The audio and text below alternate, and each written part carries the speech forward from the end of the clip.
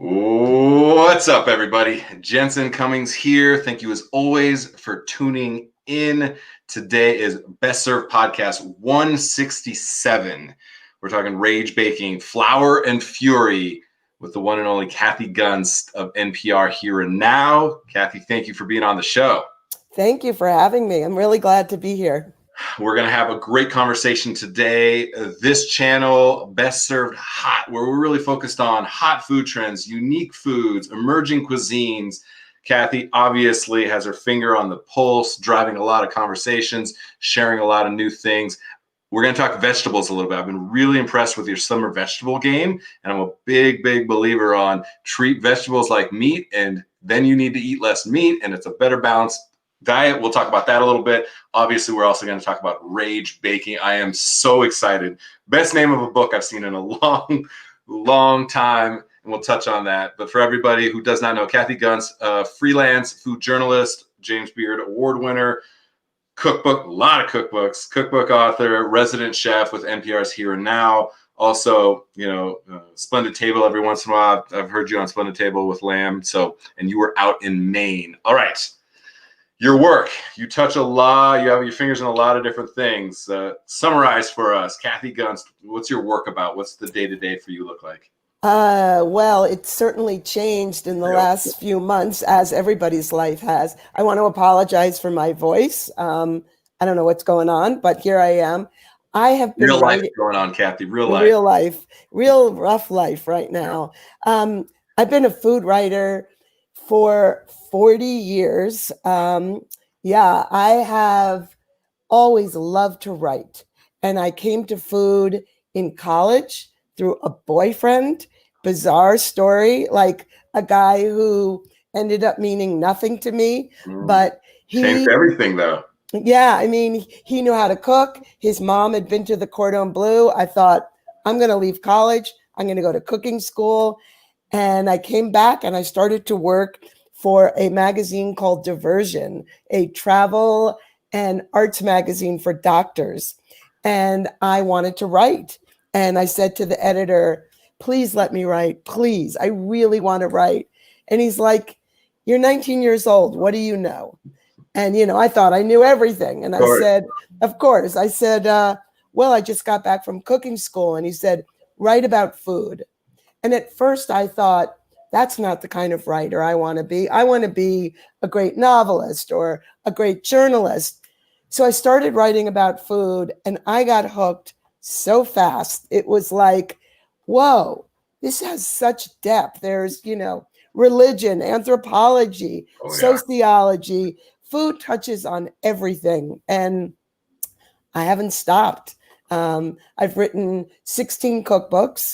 And then I've written for all kinds of people, all kinds of newspapers, magazines, but doing radio, talking about food on radio has been just one of the great joys of my life. Yeah, and talking about food on radio, I'm interested because food is such a visual art form, right? It's interactive. It's there's always the joke on television. I wish this was smell-o-vision, and everyone laughs obligatorily, but it's true because you interact with your senses. And so on radio, it's much more challenging because you only have your voice. You're painting a picture through words.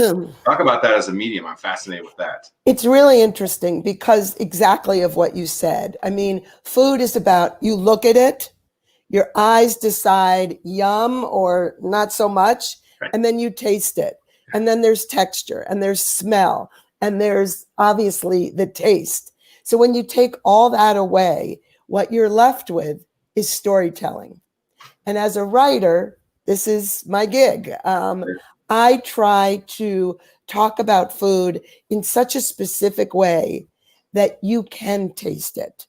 You can envision it. You get a sense of the process of what's involved in making a recipe, creating a dish.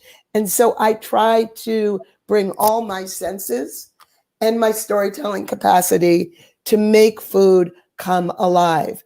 When I first started doing this, I cooked live on the radio. So what we would do Right. is, Yeah. so Here and Now is a live news show. Yep. They'd start the show with the headlines, war, tragedy, famine, weather, all the stories. Then they'd come to me in the staff kitchen and I'd start a dish live. And I would always try to choose something that was very sound rich. So no pasta. Boiling water is glug, glug, right? Not that interesting. But chopping a raw parsnip or carrot, Right. or sauteing something over high heat, or a shallow deep fry, or a quick saute, very, very sound rich. And you can teach people a lot about cooking through sound. So I just have loved it. We have since not done live cooking anymore, but I talk about food. And I would say that my goal always is to get people, number one, to think, you know what? I don't have a lot of time. I'm stressed. I'm busy. But she made it sound easy. I think I could do that. And the best letters I get are from listeners who say, I was in my car. I was going to pick up my kid. I was leaving work. I heard you. I made a U-turn. I went straight to the store. I got the ingredients. I came home and I made it. Yeah, it's like life is complete. That is exactly it. I want to stay on this because I talk a lot about the fact that in restaurants and hospitality, we are actually communicators. We just happen to use food and beverage hospitality as the medium for which we communicate.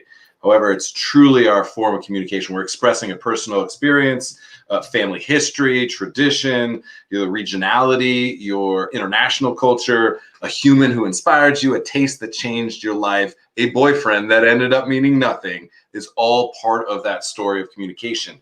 When we lose track of that, we get so caught up in the minutia of what we do and how we do it, and thinking that's what differentiates us, that's what has our competitive edge, all these different dynamics when you're in the business of communicating food, right?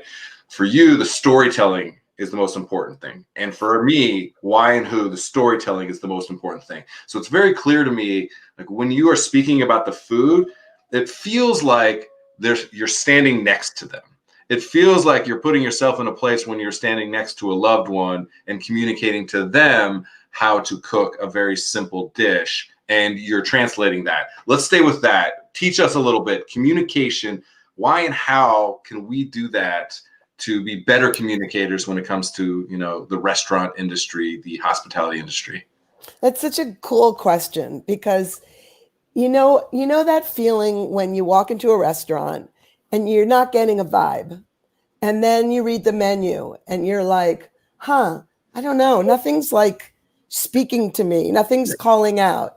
And then you order your food and it's good or it's not good or it's, but you don't feel the story. That is a place I probably won't go back to, because what I look for is a personality that comes through on the plate. I want to get a sense of who is this chef? What do they love? What's their background? So this is a really interesting thing for me to think about. I mean, obviously we're in the pandemic. Restaurants are incredibly challenged right now, but so many chefs are trying to reinvent themselves and try to really figure out, how do I keep this business going given these circumstances? And I guess I would just say, whether you're doing takeout or you have an outdoor cafe, you always want to bring your story to that plate.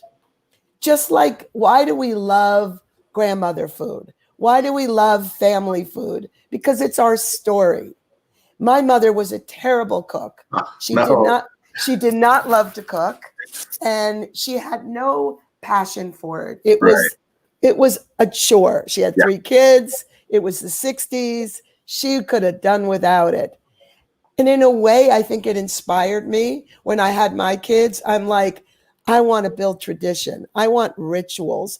I want these kids, who are both amazing cooks now, they're out in the world and adults, but I want them to remember what was on their plate with their heart.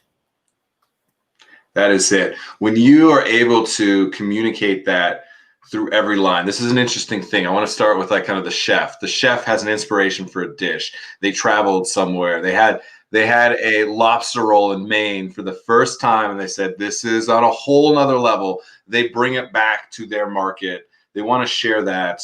And the stronger the story is of that moment in time, that memory, the sense that they have, and they communicate to their sous chefs, to the line cooks, then to the front of house staff, and to the menu. It goes through every layer. You can feel that. You absolutely know when communication is strong internally, when they have that infrastructure and that buy-in. And to your point, you can absolutely feel when the chef did not tell the story, he just presented them the dish. And then the sous chef didn't present the story to the line cook.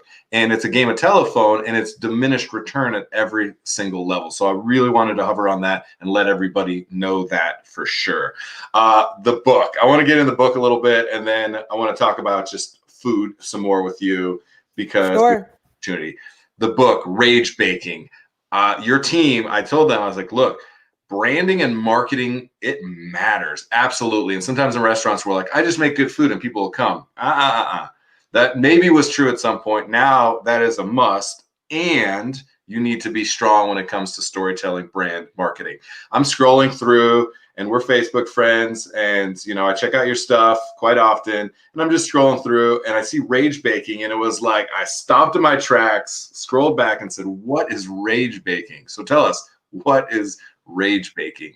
All right. Well, it's a long story, but let me start with historically. Okay. So let's go back to Revolutionary War, beginning of the country, Election Day. Women did not have the right to vote until 100 years ago. So what did women do? They baked. They made something called an election cake, a dense fruit-filled cake. And this was their way of being part of this national event. Even though they didn't have the right to vote and be part of it, they baked. Let's move forward to the civil rights movement. Martin Luther King, activists, getting out there, spreading the word. Women had secret kitchens, primarily in the South, where they baked. They were in these kitchens baking cookies and cakes and pies, and they used it as a way to raise funds for activism. Now we'll segue to 2000. You start to see the term rage baking appear in literature, journalism, nonfiction, social media. Yeah. For me, it happened during the Kavanaugh hearings, which feels like ancient history. So the fall of 2018, Kavanaugh was being heard to become a member of the Supreme Court. There was the huge controversy. Dr. Blasey Ford testified, and I watched that with extraordinary interest. And at the end of every day, I watched for hours. Yeah. I was so filled with rage. I was so disgusted with a country in 2018 that still wasn't listening to women, still not believing them, still saying, oh, you don't remember the facts, when everyone knows when you have a trauma, you don't keep all the facts straight. And I started to bake. So I'd watch the hearings, I'd get into my kitchen, I'd bake a cake, but then I'd bake a pie. Then I'd bake a batch of cookies.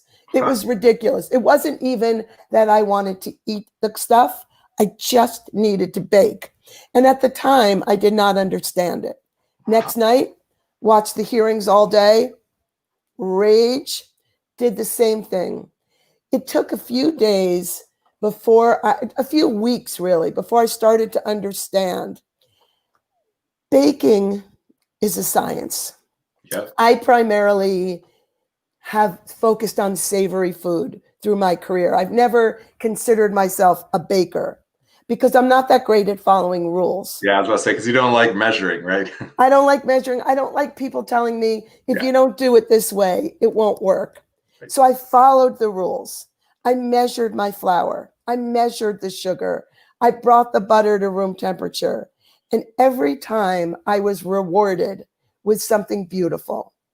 And I think that was a very grounding process at a time when I felt that really the country was unraveling, that this president was not truthful, that's being polite, that there was all kinds of corrupt stuff going on. And here we were watching a woman who said, I know this man, Kavanaugh. I know what he did to me, and I need you to hear me. And no one listened.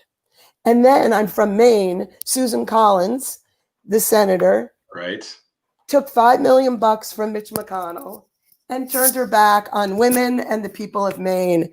And then my rage boiled over. So I have a dear friend and colleague, Catherine Alford. She was a vice president at the Food Network. We started to talk about writing a book. And we knew right away that this needed to be a collective. It wasn't going to be a book just of our recipes. Yeah. So we reached out to women all over the country.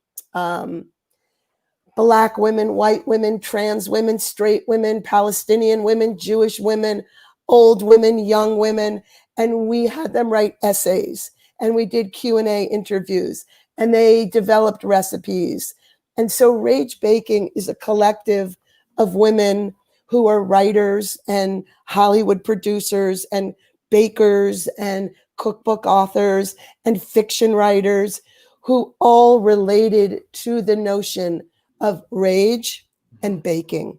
And that's really how it started.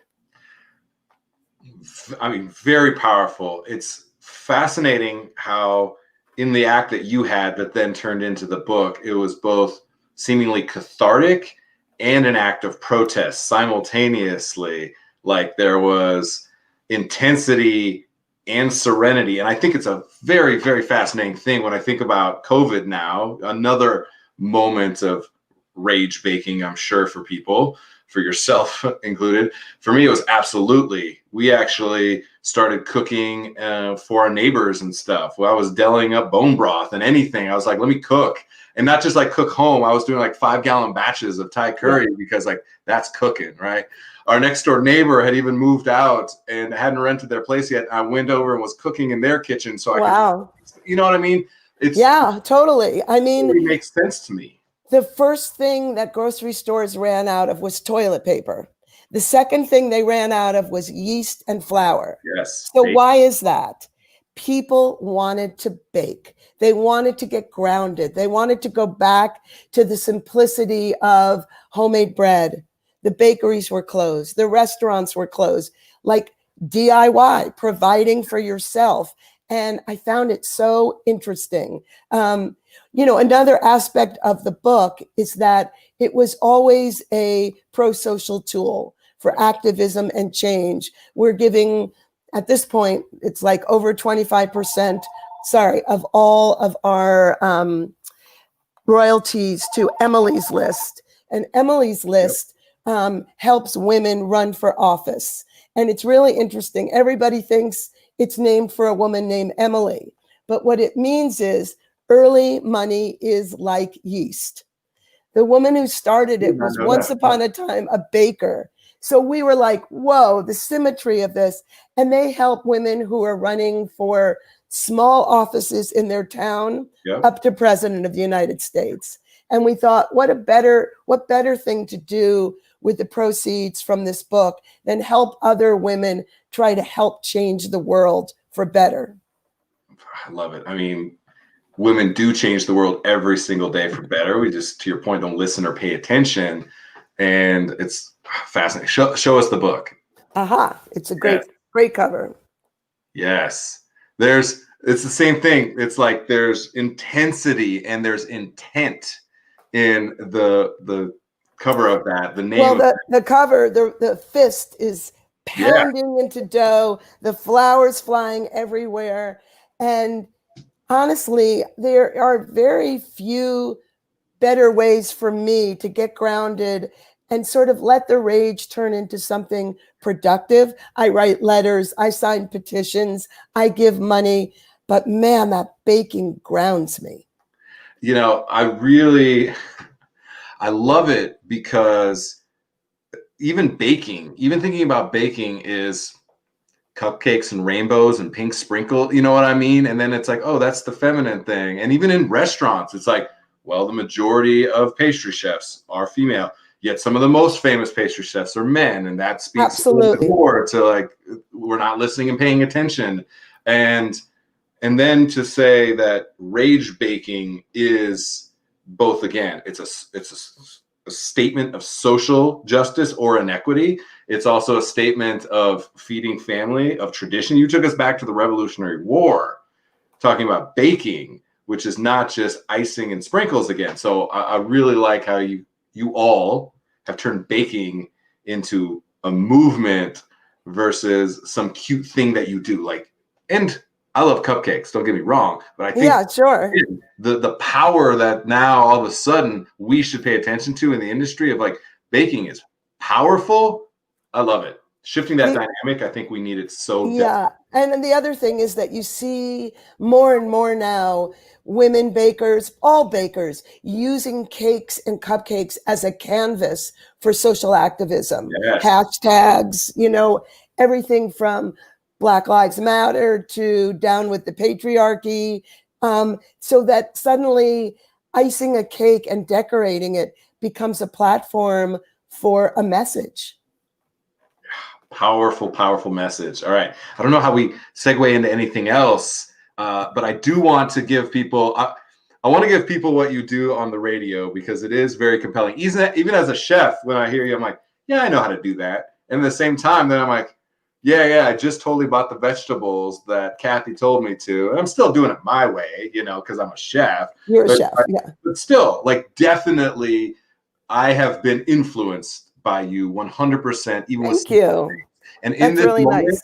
I bought a grill. Like, we're not buying anything because we don't have any money and nobody does right now. But I did buy a new grill for Father's Day, the most cliche Father's Day thing. And I've been throwing everything on the grill, even the cheese and the lettuce, everything goes on the grill, the whole meal, right? And your vegetable game is strong, Kathy. Strong. Wow, thank you. Big fan. So let's go there for a little bit. It's a beautiful day outside, most of the country right now. What do we need to be cooking right now? What are you excited about? Give us a little sounds from Kathy Gunst's summer grilling. Sure. Well, I am a gardener. We have a very large organic vegetable garden. So for me right now, you know, living in Maine where it's a short season, being able to go outside on a hot summer day, pick an eggplant, pick my first tomatoes, pick some cucumbers, some mustard greens, some lettuce, a small cabbage. I'm psyched. It has also been a really hot summer, like where you don't want to turn on a burner. You know, I was baking bread in 90-degree heat going, you need help, girl. Like, this is ridiculous. So I have been using my grill like a cabbage, which has got to be the unsexiest thing in the world. I have been taking small cabbages from the garden, quartering them. Keep the core on, brushing them with olive oil, grilling them until they're almost blackened and soft, and then making like a miso mustard dressing to pour on it with capers. Amazing, like cabbage, sexy, amazingly good. I've been grilling zucchini into slices with a lot of basil, and sometimes I'll stack it with mozzarella and tomato. But what I'm loving are grilling whole eggplant. We've been getting some of those baby Japanese varieties. Do nothing. Grill them whole, even the big ones, till they just, imagine an eggplant is a balloon and you cook it till it deflates, right? It gets black. It's like soft and mush. You can do it as simple as taking it right off the grill, cutting it in half, sprinkling it with fresh mint, a really buttery olive oil, pepper and lemon juice, heaven. Or you could chop it up and stir fry it with XO sauce, scallions, cilantro, throw it on some rice. I mean, I find that I eat a lot less meat in the summer because of this garden out there. You are speaking my language. I literally did fish tacos and took a red cabbage head, made a little bit of like Veracruz style slaw. The other side of that cabbage is getting grilled today with miso butter and fish sauce. Like, we are still on the same page right now. I could not agree with you more. Throwing the cabbage on the grill is was a big unlock when I kind of found that, because I was really into braised cabbages. Like, I'm really big fan of that. Eating them almost like southern greens was a big thing for me. And I said, I want that intensity of char where it's in cast iron was like burnt.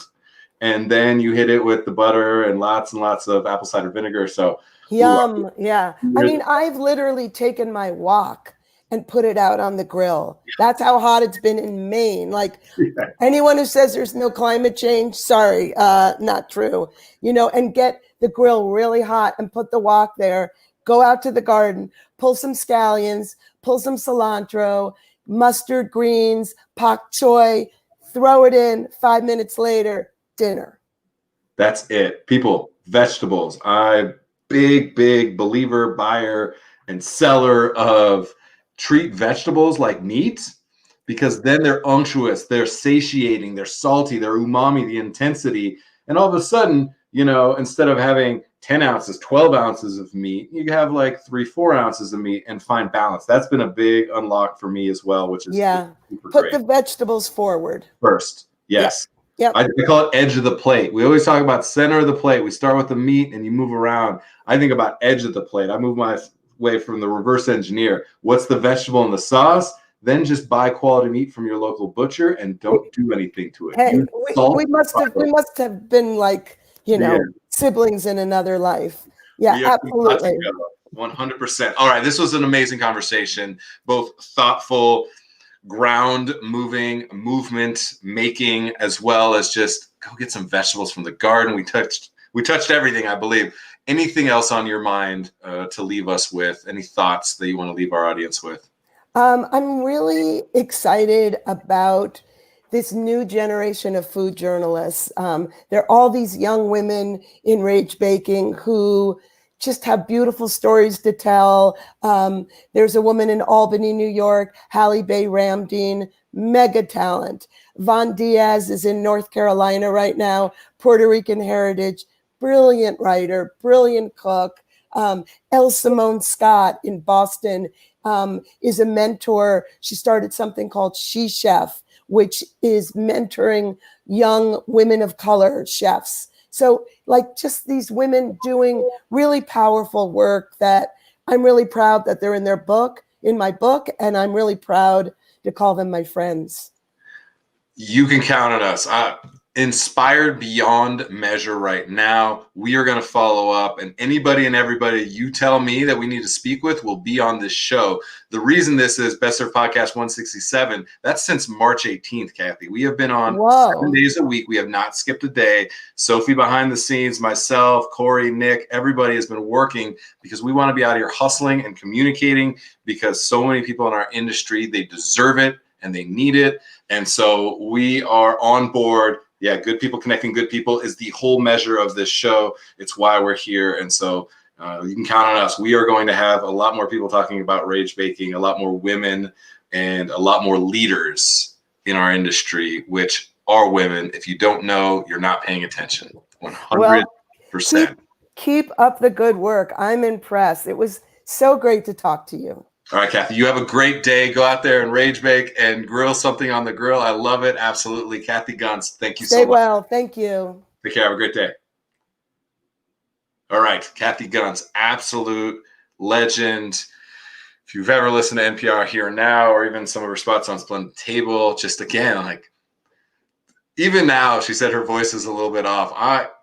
I'm literally not even going to wait till dinner, I don't think. I can't make it until then to grill that cabbage on the grill. So super exciting stuff. Rage baking. Absolutely check out the book. We've got links to their websites and handles so you can find out what's going on. Women are 100% leading the way. There is no question, if and or but about it in our industry, in our country at large. And so I'm honored to have somebody like Kathy, who is truly a leader and a voice, and using that voice for good and bringing more people together. It's literally one of the things that makes up this show. It's like we want to include more and more voices. It's why we're built around the idea of acknowledgement, acknowledging our unsung hospitality heroes. That's why this show was started. And so I'm thankful and grateful to Kathy for kind of sharing that for us. So, all right.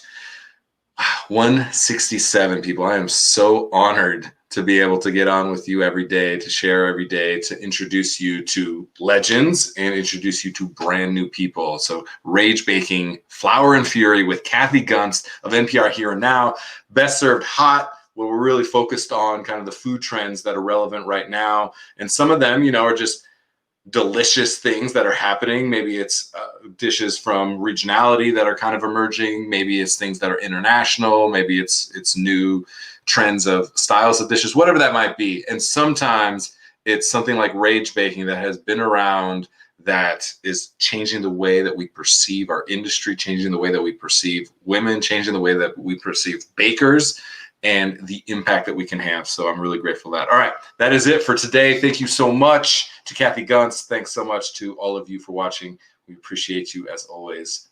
Cheers.